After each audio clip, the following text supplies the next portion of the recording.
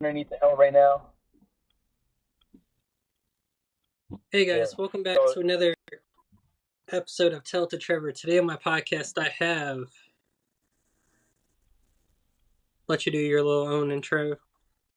you're waiting for my own answer. I'm Kris Bishop, the missing ingredient, one third of the rep, the one and only, of course, out here from Philly, heading to training, but you know, gotta catch up with you, gotta throw down on the podcast. Yeah, nothing much, just sidelined with a injury. So, What happened to you? um, my nail on my right foot decided just to ingrown itself overnight. Hell, So,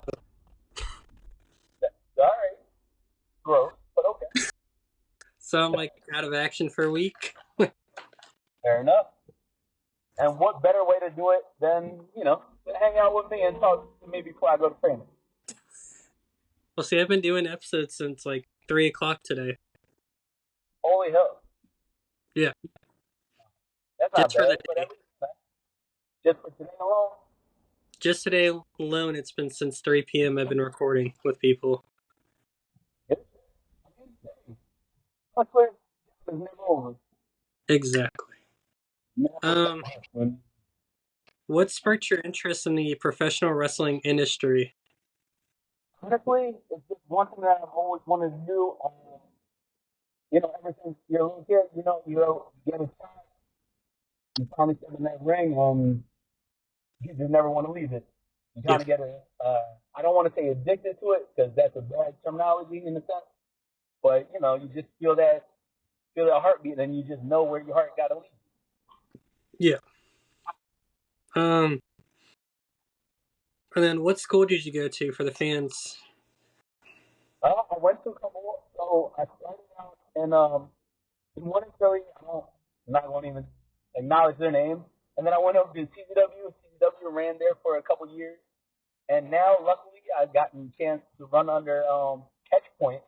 Actually, I'm right in front of their building right now, down here in Westmoreland and North Philly. Well, more northeast-ish. Um, yeah, it's ran by Drew Gulak, Nate Wallace, Robinson, Kurt Robinson. Hell of a team, hell of coaches, and crazy knowledge every time you step in the ring. You go and learn something. Who are the wrestlers you grew up watching? Funny enough, Rey Mysterio, and of course Eddie Guerrero, and my number one favorite, and I know everybody gets shocked by it, Mark Henry. What was your first wrestling match like? The one I actually worked in, the actual one I actually fought in. Yeah. Okay, once again, it's just like stepping in the ring for the first time. That you step in there, you just know where that you belong there, and it's just and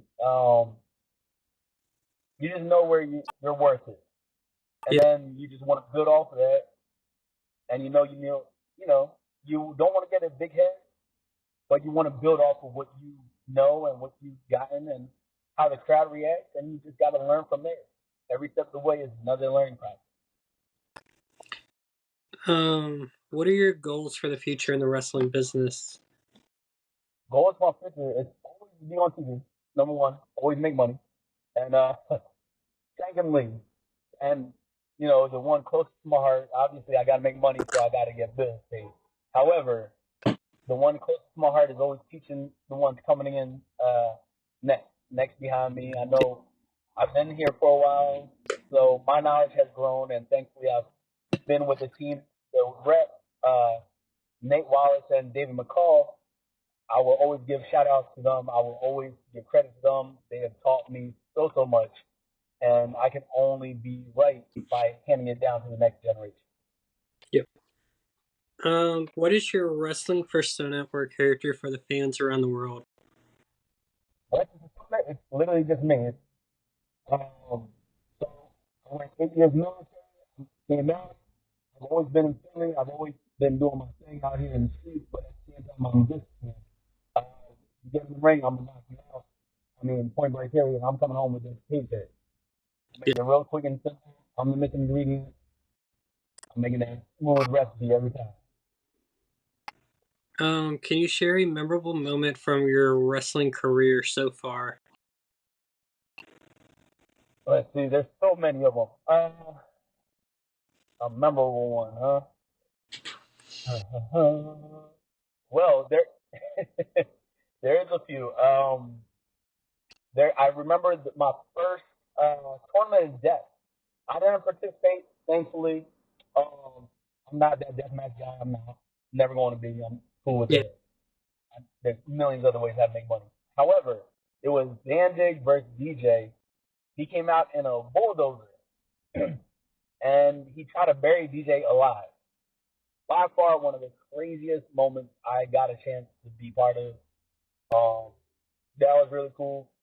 One grateful moment I had also, like throughout my wrestling journey, I got to fight and got to learn under Joe Gacy as well, Okay. which is always going to be near and dear to my heart.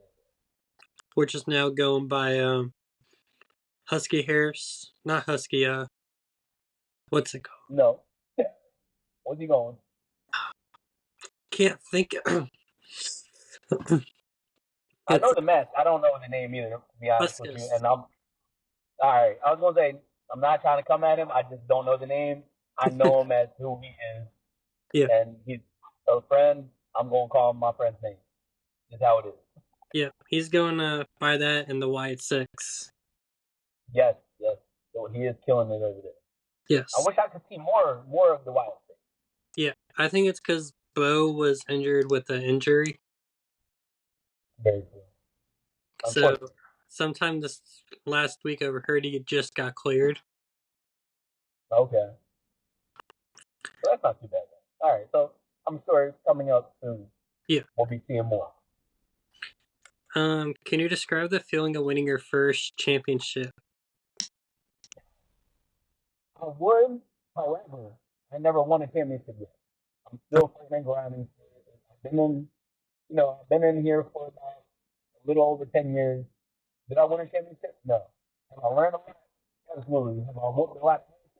Absolutely. Have I made a lot of good family friends along the way? Without a doubt. And I would never take any of that for granted. But to actually put the board around this way, Yeah. I haven't had the opportunity to know what that feels like as of yet. Unfortunately. How do you handle the mental and emotional aspects of wrestling? The emotional aspect of wrestling from the inside ring aspect or from being outside of my normal life. Just the mentality of it. It's one of those situations. Like I said, I was military 8 years. Never been difficult for me to compartmentalize who I am and who I need to be Yeah. in that moment. Um, whenever you put the uniform on, once I put that gear on, once I put the hand wraps on, I'm here to work. I'm here to be Kris Bishop. I'm here to, see the next side of the ring, and I'm going to go through you. Yeah. And then I'm going to go home. It's just one of those things. You just got to separate the fun from, this is work. It's time to go to work now. Yeah. So we're about to start this segment called Triv Shock. I don't know if you've heard of it before. No, I never heard this one. All right. So it's like in a business meeting where you have your rapid fire questions. All right, let's go. So you got Mind you, 50. this is pre-workout. It's nothing bad, I promise. Pre-workout. So you got Just because I know 50 you're live, I seconds just want to to. not promote that. Yeah. All right. So you got 50 seconds to answer 6 questions, Let's go. and they're just about you. All right. After I read the first question, I will start the timer. All right. Favorite pre-show snack. Pizza. Favorite song to go to before a show. Before the show, Red Light by Lil Wayne. Favorite wrestler growing up. Mark Henry. Favorite sports team. Eagles. Favorite color? Red. Favorite type of music? All type. Of course, I'm going to rock out with Calypso and Soca. For Okay, my people, my island, Trinidad all day. so you beat it with 20 seconds remaining. Hey, there we go. What are the biggest challenges of being a professional wrestler outside of the ring? Outside of the ring, maintaining the stable job. Even though that's not even that terrible. It's just the fact that, you got to give your job a heads up. Hey, I'm not going to be here this weekend. I'm not going to be able to be on call. Don't call. Yeah, Just being able to tell your boss, you have to have a good rapport with your boss and let them know, hey, this is what it is. This is who I am. That's not going to stop. yeah, So these are my terms. You got to live your life on your terms, no yeah. matter what. How do you feel about the business side of wrestling? In some cases, I'm okay with it because I understand it at this point. Yeah, On the other hand, it's not to get too deep into it, but it is, it's a business and it can be cutthroat at times. I'll say that much. and then how do you feel about promotions shaping the storylines? If they can build a storyline and they can make the worst person look like a superstar, then go ahead. I'm all about it. I love storylines. I love just watching like a story. I don't want to watch just a match that just fireworks and I'm going to forget about it. I Yeah, want to be invested. I want to know about your character. I want to know who you are as a person and why you're doing it. I don't want to just, flippy stuff is cool. I'm all about lucha. I love lucha. Hey, come from being one of the smallest guys out of the rep. yeah, I love lucha. However, I want to make it make sense. yeah. If you could wrestle any legendary wrestler from the past, living or dead, who would it be and why? Hmm.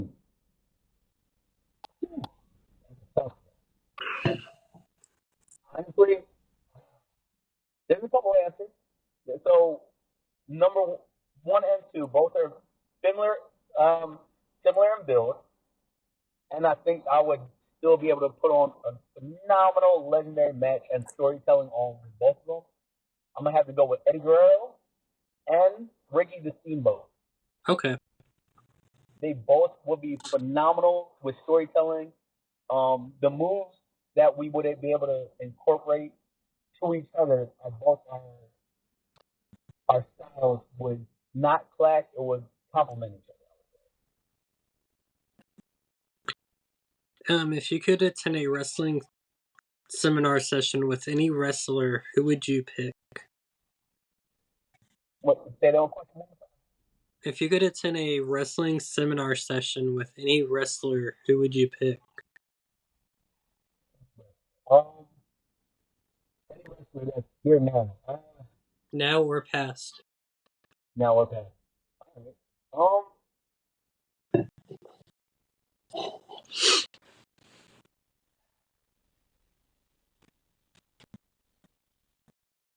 not sure on that one. That one's tough.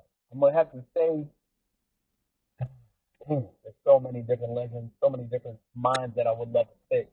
I know I got a chance one time way back when to pick the brain of Black G and phenomenal intelligence that I gained from him, uh, along with Deshaun Pratt, the Prince of Princeton over there.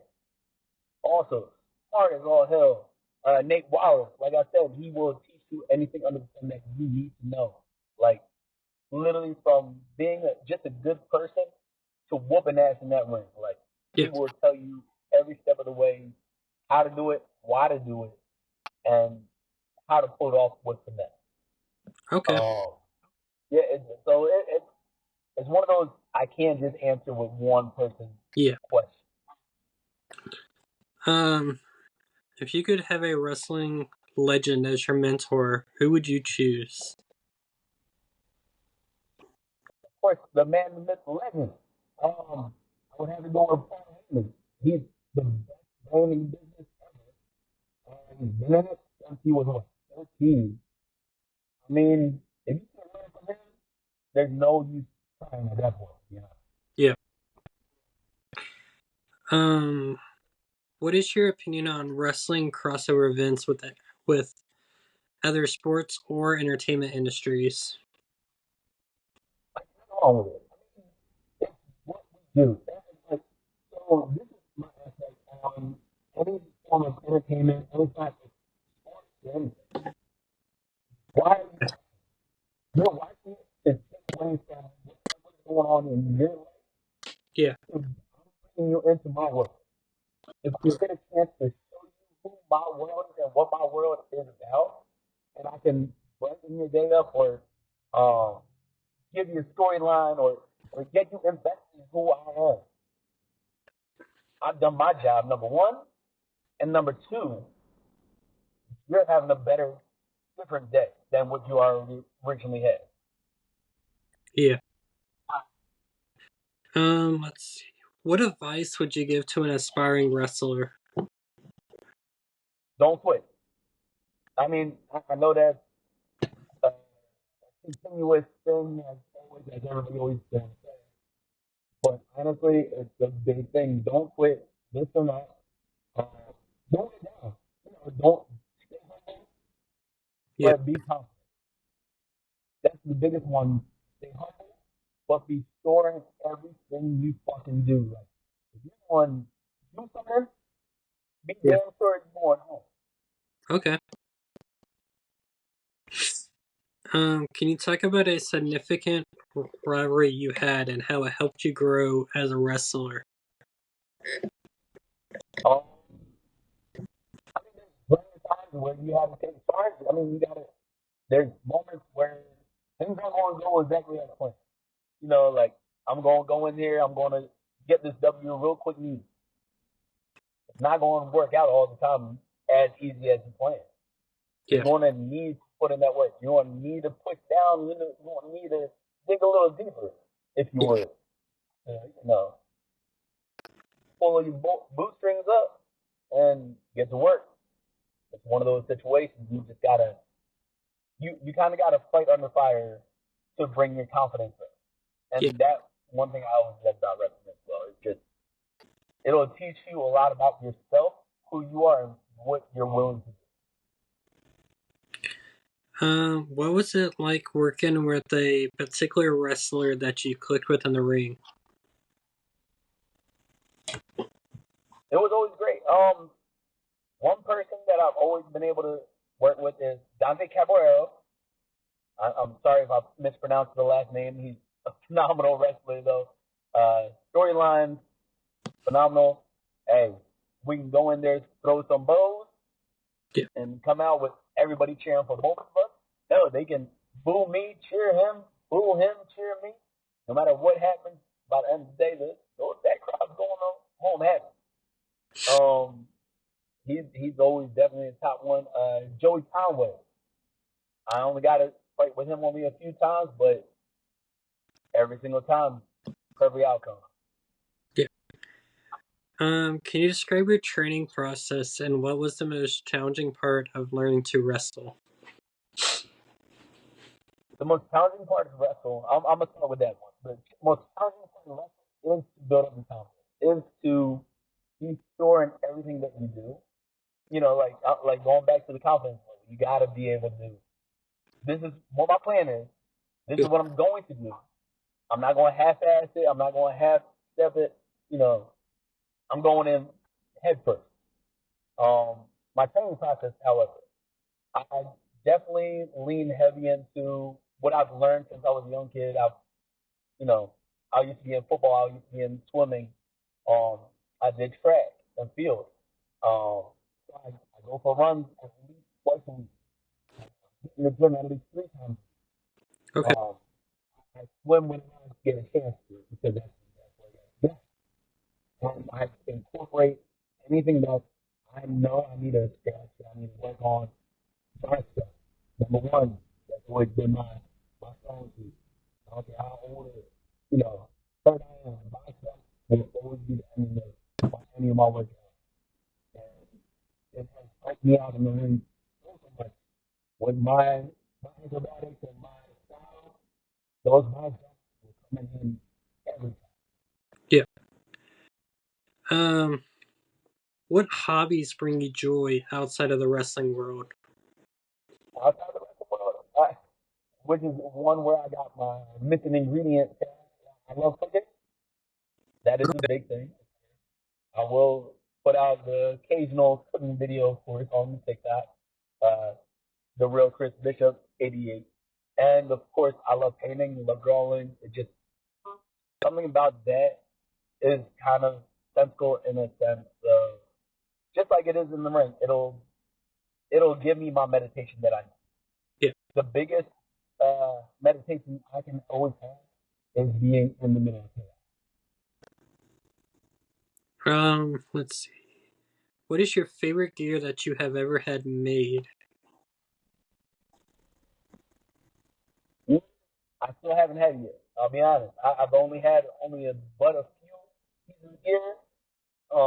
My favorite that I've had made wasn't really made. I actually made it myself. Um, they were jeans that just said with black, red, and white, Kris Bishop down the leg. Okay. And then where can I find you on social media? Social media, like I said, everything is going to be the real Kris Bishop, 88. Kris spelled with a K, Kris. Instagram, TikTok. Those are the only two ones that I really have. So catch me on that. All right, and then thank you, Kris, for being on the podcast today. Thank you. Thank you for having me. And then shout outs to the sponsors of Wrestling Evolution, TBD Wrestling, and Apple City Championship Wrestling. There we go. You would think after saying how many sponsors you got, they would come quickly to remember. I mean, it's repetition. It's okay. It happens. And then, guys, friendly reminder: we are doing a T-shirt contest still going on until the Monday after WrestleCade. So that is the day after WrestleCade.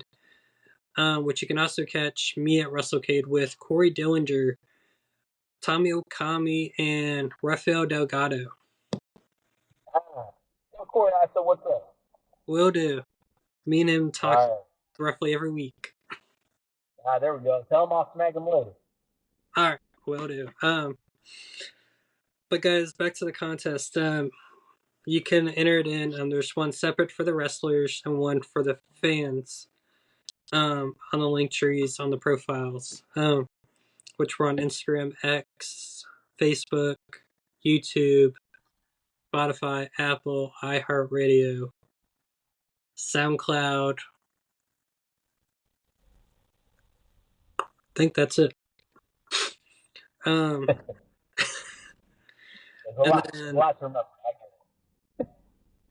Pick which logo you want out of 5, and then after that, put your name, your Instagram, and your shirt size. So, and that is all, guys. Anything you want to add before we sign off for the day? Well, I mean, by the end of the day, you already know what it is. Kris Bishop, the rep, follower. And guys, I love doing the thumbs up because they gave me fireworks. Oh, I love the fireworks. Does everybody get fireworks and put thumbs up? I don't know. I don't get fireworks. No, I didn't get it. Did you put both thumbs up or just the one? Oh, I tried it. I mean, hey, you got to worth it. Worth a shot. Maybe it's because it's going slow. I don't know. Nah. I'm in my car. I'm sorry. I think. I apologize. Oh, what? Right. You got all the animation. All right, guys. We will see you next time as we have, what's his name? Let me pull it up. Braden Watley. I want to say that's his last name without trying to be rude. So, guys, see you guys next time.